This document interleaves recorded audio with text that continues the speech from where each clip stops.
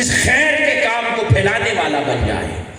فکر کو عام کرنے والا بن جائے، محبتوں کے پیغام کو بانٹنے والا بن جائے، نفرتوں کو ختم کرنے والا ہو،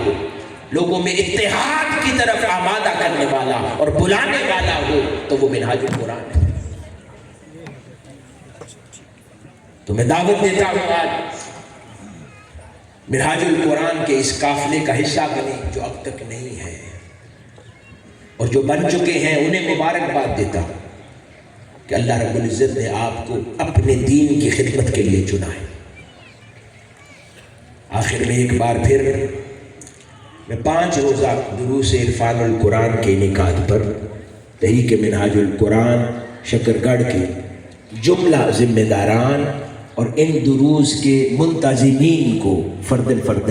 لکھوں بار مبارکباد دیتا ہوں، اور دعا گو ہوں اللہ رب العزت آپ کی اس کوشش اور کاوش کو اپنی بارگاہ اقدس میں قبول و منظور فرمائے، اور جو باتیں ہم نے کی ہیں ہم سب کو ان پر عمل کرنے کی توفیق برحمت فرمائے، اور ہماری معاون ہو، مددگار ہو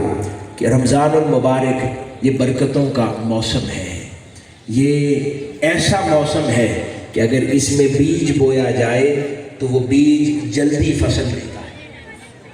باقی مہینوں میں کوئی نیک کام کریں گے تو وہ اپنی رفتار سے انجام پائے گا،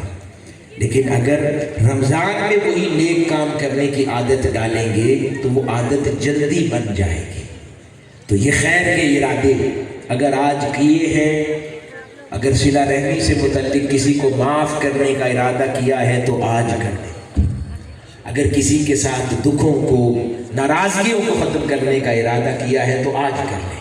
رمضان کے اس مبارک مہینے سے فائدہ اٹھا لیں۔ اللہ پاک ہم سب کا حامی و ناصر ہو، ہمارے حال پر لطف و کرم فرمائے۔ والسلام وما علینا الا البلاغ۔